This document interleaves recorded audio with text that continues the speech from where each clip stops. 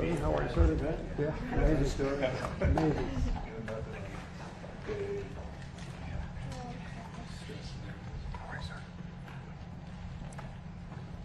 Well, thank you very much, and this is a great story, and it's an honor to be with Ryder Williams, who is a 16-year-old lifeguard, California, the Santa Cruz area, and I understand he was a winner right from the time they first saw him as a lifeguard. A lot of training, a lot of work, and he saved this young gentleman, who I had a long talk with. I said, would you have made it without him? And he said, not really, right?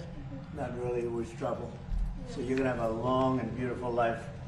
And I just thought it was, we were all watching, everybody watched, and got a lot of publicity because of the ferocity of the waves. I've never seen waves, I mean, that was sort of violent. We were just discussing, and at certain times of the year, mostly like right around now, the waves get very rough in that area, and they're swirling, and if you don't know what you're doing, it's gonna be tough, or if you're small, if you're young. So I just want to congratulate Nathaniel Ray for coming through an ordeal. That means you're going to have good luck in life. You know, that's called good luck. I want to say hello to your father, and came along for the. We invited them to the Oval Office and to the White House. After this, if you'd like, we're going to have them brought up to the Lincoln bedroom, where you see the room of Abraham Lincoln. That's pretty good, right? And also your sister. It's really nice. We have some of the people that Nathaniel and that worked so much on the whole process with Nathaniel, and were with Ryder right from the beginning. And I guess you learned from these people. They taught you how to do what you do so well, Ryder, right? So they trained me. And Nathaniel's very happy about that, Ryder, I have to tell you. Shane Williams, the father of Ryder, thank you very much, Shane. You did a good job. Thank you. I see you're in one of my favorite uniforms. Yes, sir. I'm a big fan of that. Thank you. You couldn't be happier, right? I couldn't be more proud. When you saw that on television. Yes. It was incredible, actually. Shannon Williams, that's the mom. So you did a good job. It's good genetics. When you look at him, you can see really good. Summit Ray, that's the father. Thanks again, Summit. Appreciate it. Layla Ray, sister of Nathaniel. Thank you, honey.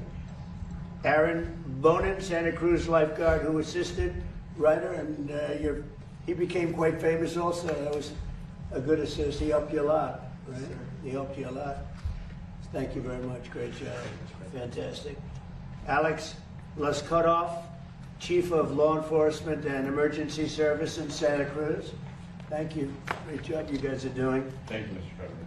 Justin McHenry, Assistant Chief of Aquatics and Lifeguard Operations, Santa Cruz. Thank you, sir. Good job. Thank Were you. you responsible for the training? Yes, I help oversee and guide the training for our lifeguard program. And for a lot of the lifeguards, right? We train about 200 lifeguards a year. Right. Yep. At that age, too.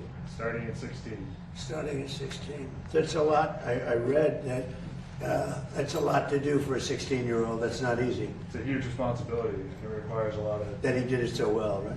requires a lot of integrity and resilience, and I think this particular rescue that Ryder performed really exemplifies what we're looking for in a state park lifeguard. And you couldn't let go for an instant. If you let go for one instant, it'd be very hard to find, right? Oh, absolutely. In those conditions, losing a victim would be disastrous. Yeah, really amazing. You have no idea the respect. Joel, where's Joel? State Park Superintendent, lifeguard, Santa Cruz. Joel, thank you very much. That's dinner hour, right? Correct. Good job, Joel. And Mike McAnamy, State Park Superintendent, Santa Cruz. Yes, sir. Thank you very much. Well, we're honored to have all of you. And again, what you did was incredible, and everybody saw it. And you'd watch it over and over. I know when I first saw it, I said, roll that back. I want to see that again. Is that really happening? And both of you people have to be very proud. The whole group is proud. And your father is the happiest man in the world, you know that? Because I asked him a question. I said, so if that didn't happen, your life would be ruined. And you said, would be a whole different life, right? Absolutely. Amazing. No question. It's Yeah. incredible what Ryder did. I'm just beyond grateful to him and Aaron and the rest of the team, even the Good Samaritans that were there. I mean, it's just such a privilege to be sitting next to him today. Yeah. Be able to celebrate his birthday tomorrow. And I'll bet you'll stay a little bit related to this group of people. Because you Absolutely. realize what a fantastic job they did. We're a great Probably, you know, it's interesting because they're saying that you have in that area so many different saves. You're saying that night you help somebody out. Maybe not to that extent, but you help somebody out. But maybe lifeguards don't get the credit they deserve. This really showed how important it is, and certain areas. So certain areas of the country, you could say, are just very susceptible to people getting in trouble, right? And was this one of the worst on the state, on that entire coast? I mean, do you have other areas?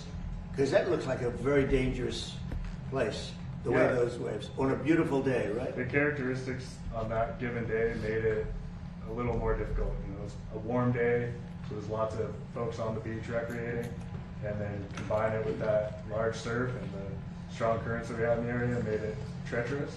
But California's coastline is very diverse, and we have very remote and rugged sections of coastline that our lifeguards work on every day. Do you have areas where you don't have lifeguards that are very dangerous and people innocently go swimming and they don't have a chance, probably, right? There certainly are unguarded areas within the state and around the nation, and people getting in without the knowledge or ability to recreate in those waters can be extremely dangerous. And you have a lot of that. Is this one of the more dangerous areas, the swirl? I would say it's during the summer months. It's one of our more dangerous summer beaches. Yes. Yeah, it looked amazing, and it didn't stop.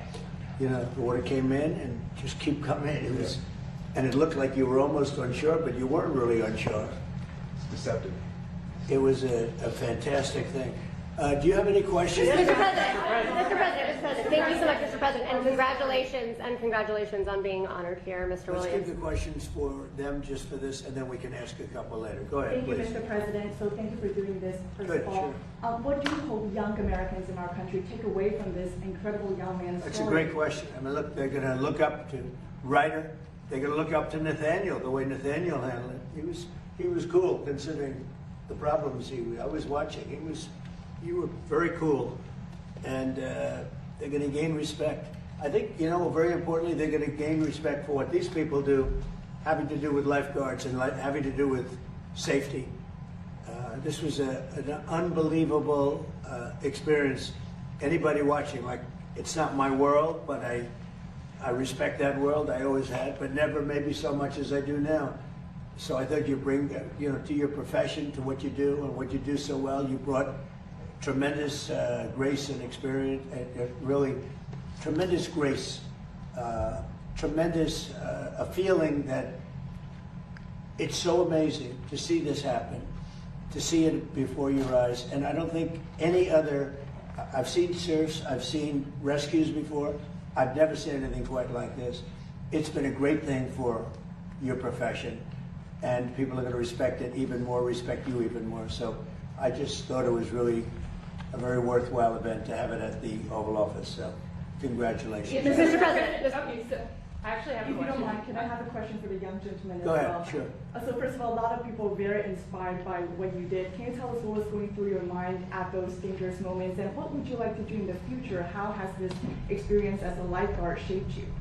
In those dangerous moments that we have, we always try to fall back on our training. We are trained so well by many to handle that situation as best we can. So I really was thinking about how to get the boy out of the water as fast as I can. And for shaping my future, I want to be a firefighter in the future. Hopefully go through paramedic school. And He's off to a good start. We'll give him recommendations. We may have some good recommendations. Go ahead. Can I, sorry. First of all, thank you. You are an inspiration for all of us, I think, and especially you give us hope for your generation. And along those lines, do you have a message for your generation about service and what you're doing? I hope that everybody can take away from this and try to help more people. Try to look out for everybody around you, and just try to help everybody out as much as you can. What's the average age of a lifeguard in your area? I'd say a lot of this last year, a lot of them were 16 to 17 years old. And you have some that make it a profession, right? Yes, sir. A lot. So do you have 35, 40, 45-year-old? Yes, That's sir. great. And they lead a beautiful life on the surf, right? Yes, sir. And they would rather do nothing else, Yes, sir. right? That's very good. I think it's great. Mr. President, on a different topic. Yesterday, Well, John. wait, let's finish on this topic. This is very exciting to me. Mr. You know, it's so President. exciting to see something like this happen. He's a real hero. You know, when you see that, I don't know if I'd do it. I wouldn't probably. You're lucky I wasn't on service that day. I don't know. But no, he's a real hero. It's an amazing thing. And he's a real lucky guy, too. God was watching you, right? Yeah. Great. Go ahead, please. Mr. President, I do have a question about Iran, but I would like to ask you something about the rescue as well. Following this, there's been a push in Congress to officially affirm that open water lifeguards should be recognized as first responders. That would apparently really open up access to benefits, more federal programs. Would you support that? Well, I think they have gone a long way to get that done. You know, something most people don't talk about. We have a lot of other things we talk about. And first time I've ever heard the question, but this is something that's been going on, I guess. Is that right? I'd like to put my weight behind it. So let's take a look at it. Very important. Yeah, and Yeah, on Iran. I like the idea. Thank Why you do so you much. ask that question? I mean, is this something that's been discussed very Members much? of Congress have been talking about it in the wake of the Well, I think in yes. the wake of what happened here, there's a possibility something like that would happen. And Mr. President, your memorandum of understanding with Iran expires today. Are you any closer to reaching a final deal on ending Iran's nuclear Let's program finish today up. than you were 60 days ago? Let's finish up with Ryder, and then when we're done, we'll answer a couple of those questions. Yeah? Thank you, Mr. President, again. So for the young men and for those who trained in here, so as a parent, I'm very concerned when I see moments like those. What's your message to parents across the country who want to really improve their children's safety, especially when they're younger like this? Well, I think you have to be going to the right beach, number one, and I think you have to have lifeguards around, right? Because you could go to that water. It looked so beautiful the day. It was such a beautiful day, everything nice. The water didn't look that bad, and then all of a sudden you see these violent waves come in. That's what amazed me so much. I studied it. I said, this is incredible. I've never seen that kind of roughness in water. I've seen tragic things happen, but I've never seen water that looks so calm, and then every 15 seconds, the violence comes back in. I think really you probably have areas, I'll bet you have areas that you think should have, as you call them, guards, that don't have. Can you imagine having more guards along the coast, parts of the coast, that aren't guarded where people die? Yes, certainly. The National Water Safety Action Plan and the California State Action Plan both call for more supervision. And by supervision, Do we lose a lot of we mean people like- due to lack of, covering an area? It can be challenging in some of those spots because of the economy to live there. It's Right. expensive. It's a coastal beach community, and there's $1 million homes on the beach, and our lifeguards are making a little more than minimum wage, but it can be challenging to live in those spaces, so it's hard to retain employees in those areas. As the lifeguards grow older and they want to make that a profession, which is a noble profession, they make much higher salaries, right? Yeah. Yes. If they become I mean, they make a good living. if they become a full-time lifeguard, which in our department requires you to become a peace officer, I see, okay. Um, Well, that helps for that other question. that's a livable wage, and they can become members of the community and live where they're working, and give back. So will you be doing it? You helped so much with Ryder. Will you be doing it as a profession, or will you be doing other things later? So I'm actually a full-time firefighter paramedic with a fire department in California, and I've stayed on the books with state parks because I owe this program a lot, and it's done a lot for me. Oh, that's And great. I love being here, helping train people like Ryder, so I plan on staying around for a long time. That's great. Good job. That's fantastic. Yeah, please. Are you Policy okay? question, Mr. President? Go ahead. There's a lot of debate right now about these license plate scanners that are going up across the country. They're called flop cameras. People are worried that the police might misuse them. Have you heard of them? Yep. What's your stance? Well, it's being studied right now. You have pros and cons, right? It's being studied right now. We'll have an answer sort of as to our views on it over the next couple of weeks. Mr. President, yesterday John Ossoff said you'd rather travel with your aide, Natalie Harp, and build the ballroom than do your job as president. What is your response to John Ossoff? You mean Pee Wee Herman? Pee Wee Herman lookalike? No, I would much rather do other things. We're building a great facility here. We're fixing a White House that hasn't been taken care of. You can look at this. This room was a disgraceful situation, the Oval Office, and it was let go. The whole building, the White House, was let go. The exteriors were falling apart. The columns were falling apart. The whole place was a mess. In addition, they've been trying to get a ballroom for the last 150 years. And when I said I was going to build a ballroom, the military yesterday, they could see me. And they say, sir, we have an opportunity to go down deep into the ground and build a military facility to go to the White House and to go with all of Washington, D.C., which would be so valuable. And then they came up with the drone port on top, which would be a major drone port to protect the White House and all of D.C. And all of those things added up, and it became much more than just a ballroom. And I said to myself, well, what an opportunity. I mean, if I was just going to build a ballroom, I could have had it built very quickly, because I build very well and very quickly.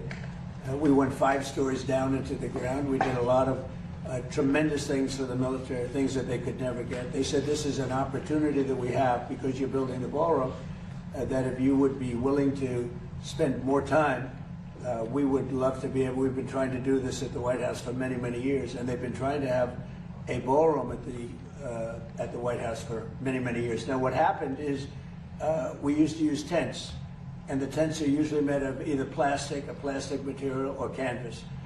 And they wouldn't stop a .22 caliber. They wouldn't stop anything in terms of safety. It'd be very dangerous. And they haven't used a tent for years. They haven't had any big, like we have President Xi coming on September 24th or so. I think it's September 24th. And we'd love to have 2,000 people coming to dinner and celebrating a nice evening, et cetera, but we only have a room that's going to hold 89 people, and 89 people is not appropriate. So maybe more importantly, it's totally secure with bulletproof windows, bulletproof sides. It's drone-proof, it's missile, every at the top of the line.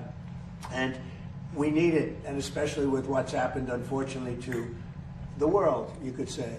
Yeah. So do you believe the ballroom was a big part of your presidency? This morning you said you would bomb the S out of Oman if they got in the way of reopening the Strait of Hormuz.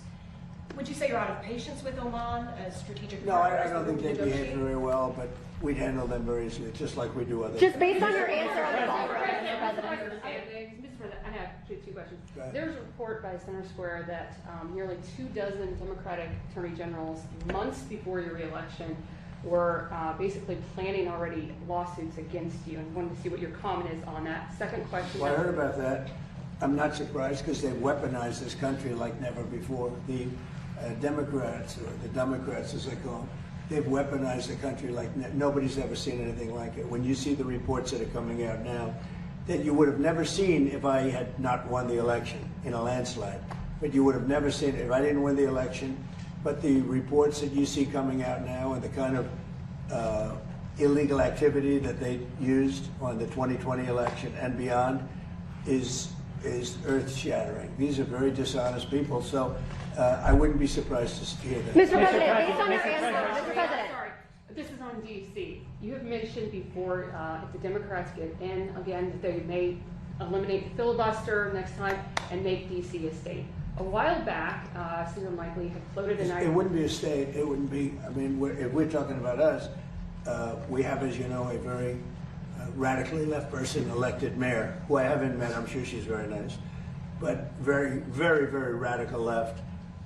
And we would have to federalize D.C. You know, we've made D.C. great. When I got here, it was a very dangerous capital. I would have said to Ryder, don't come, it's too dangerous. Now I can say you can walk down the street, you can grab Nathaniel and all your friends, you can walk in, you're going to be very safe. But if you were here a year and a half ago, the numbers were horrible. The crime stats, the murders, the death, the drug dealing, everything was we have one of the safest, we've taken it from one of the most unsafe cities in the country to as safe a city as there is. Amazing what's happened to Washington, and it's our capital. We have to have a safe capital. And we did it through a lot of different reasons, but we also put the National Guard here. But in addition to that, the cleanliness, the new grass, the graffiti's all gone. We fixed up 82 monuments, fountains, and other things. The places, and when you see it in 6 months from now, it's going to be even beyond that. We're proud of our capital. I think these things are important. Whether you build, whether you do something to fix the White House, where, you know, now they've never had a real estate developer, a good one, a real good one, here before. They might not ever have one again. But, you know, fixing up our great capital is a very important thing. I think it's very important psychologically. It's very important from the standpoint of people being able to come to the country and not get murdered in the capital. People would come here. We had one of the worst, one of the most unsafe cities in the country. Now we have one of the safest. Just to finish, we had a real problem with restaurants. Nobody wanted to have restaurants, entrepreneurs, restaurant entrepreneurs. Now you can't get space. Every restaurant is packed. The place is booming. People aren't going to get mugged and raped and beat to hell and shot and killed in Washington, D.C. One of the safest places. Crime is down 84%. And I did that in a short period of time. It's also down in Memphis, where we went specifically, and it's also down in New Orleans. I was asked by the governor, could I do something, because they were having Mardi Gras. It was very bad. And they had the best Mardi Gras they've ever had, the safest Mardi Gras that they've ever had. And we could do it in New York, we could do it in California, we could do it in Chicago if we were asked to do it. But the crime stats in the whole country, we have down 15, 16, 70%, a record. Mr. President, on South Korea. Mr. President, on South Korea. Why hasn't Kim Jong-un responded to your request to have a conversation? How do you know he hasn't responded? Has he? Yeah, he has. Did you speak to him? Did you speak to him before you made the announcement yesterday? Where are you in conversation? That's very positive. Well, just so you understand with South Korea, look, South Korea has been protected by us for many, many years. And during my first term, they agreed to pay close to $3 billion a year for protection, because we don't, you know, they essentially weren't paying. And I asked them to do that at my request. I said, not right. They weren't happy about it, but they agreed. I asked for $10 billion, and they were very unhappy. But we agreed for a short term that it would be $3 billion, and next year it would go up, and the next year it would go up, so they start paying for their protection. When the election was rigged and I ended up watching for 4 years and then coming back, I watched Biden rescind that $3 billion a year for whatever reason. When I called recently President of South Korea, who I like, I think he's very nice actually, but I called him, I said, would you like to give us a little hand? We don't need help with Iran, but if you'd like, give us a hand with Iran. He said, no thanks. And I said, wait a minute, we have 39,000 soldiers over there guarding you from Kim Jong-un, your next door neighbor, and you're not going to help us on a very easy military operation in Iran? That's strange. No, we'd rather not get involved. I say, well, why are we involved in helping you? So, and I want to help them, but, you know, when you ask somebody, would you like to give us a hand, and they say, no thanks, and then we're guarding them from a country and paying ourselves billions of dollars. It's costing us billions and billions of dollars to protect not only them, but other countries. Look at NATO. We spend hundreds of billions of dollars protecting Europe from Russia. Hundreds of billions, mostly from Russia, but from other things too. And then they say, well, they don't want to get involved with guarding the Strait, where they get most of their oil. They get 50% of their oil, and they don't want to get involved. Why are we doing it? So all I want is fairness. And South Korea, I get along with them very well, but they were paying $3 billion a year, and then they convinced Biden that I was probably a bad person, and they shouldn't, and he immediately rescinded that order. So we were getting paid. We would have been getting paid a lot more, but we can't go around and protect all of these countries, especially when they're not there to help us. Did you speak to Kim Jong-un? Did you speak to Kim Jong-un? On the expiration of the Memorandum of Understanding, are you any closer today to reaching a final deal to end Iran's nuclear program? Well, they want to make a deal, but they're not going to make the kind of a deal that I feel is necessary. Look, we're in there for one reason. Iran cannot have a nuclear weapon. You understand that? Iran cannot have a nuclear weapon. and they won't have a nuclear weapon. And right now, them building one after what we did previously with the B-2 bombers, going to be a long time behalf. But Iran cannot have. It's very simple. They can't have a nuclear weapon. Mr. President, on South Korea. How do you respond to those folks who say that you are prioritizing the interests of adversaries in North Korea over our longtime partners by scaling back the military exercises? No, I'm making it much safer. You see, I'm actually making it much safer. Kim Jong-un has always treated me with great respect. And we met on numerous occasions, actually, 2 primary occasions, spoken and spent time. I understand him, he understands me. You're doing war games. I get along with him. You know, he didn't like Biden, he didn't like Obama, he didn't like anybody. But I get along with him very well. No, what I'm doing is making things safer. Did he ask you specifically to scale back on those? Quiet. You're very disrespectful in front of this young man. Okay? Don't you find her disrespectful? He understands. Quiet. Who are you with? I'm with CNN. Fake news. I just wanted to follow up on the South Korea question. You're a loud, boisterous person. You're fake news. I was trying to find out if you had been talking to Kim Jong-un, if he had asked you to scale back on those military exercises. Mr. President, is there enough food on the USS Lincoln? Yeah, it is. That was a CNN fake report. The Lincoln has been out there for a period of time, good period of time. But over the years, we've had them out there much longer. I was at a group meeting, and an admiral came up to see me over the weekend. And it was at a big group, and he happened to be an admiral retired. He said, I've been on ships that are out there much longer than that, sir. And I know people on the Lincoln, they say it's beautifully maintained and beautifully taken care of. And other people went out and they found out to be true. It was fake news reporting from CNN. Mr. President. There's a report that a senior intelligence official with the CCP just bought a historical building overlooking the White House. Have you heard about this? No, I haven't heard about it. Mr. President. Mr. President, yes, Mr. President. Mr. President. Yeah, go ahead, behind you. Okay. The British Prime Minister recently reportedly sent text to someone impersonating Susie Wiles. Are you concerned about his judgment or the state of communications between the 2 countries? No, but who happened? What happened? They sent text? Apparently the Prime Minister sent text to somebody impersonating Susie Wiles. No, I'm sure that he had a miscommunication. Mr. President. He's the Prime Minister. Mr. President. You know, I spoke to him. We had a good conversation, a couple of them. We had a good conversation. One of the things he is going to do, I think he's going to open up the North Sea. That'll make UK pretty rich, I'll tell you. If he opened up the North Sea, now he's got an immigration problem and he has an energy problem. He would have solved one of his problems. That would be a big thing. That would make UK rich. If you open up the North Sea, it's one of the great finds anywhere in the world. And if they would open up the North Sea, UK would be rich again. Mr. President. Yes, Mr. President. Have the people Don't you find them nice? Huh? Nice people, right? Look at him. He's saying, where do people like this come from? We're not all Your son is saying, where do people like this come from? Go ahead. The people who are opposing, Especially her. the people who are opposing the ballroom and challenging it, have they offered any sort of solution or sort of compromise, or do they just say there should be a hole there? The people that are opposing the ballroom are people that, in my opinion, are very disloyal to our country, very, very disloyal to our country. And I think we're doing very well. We're way ahead of schedule. We're under budget.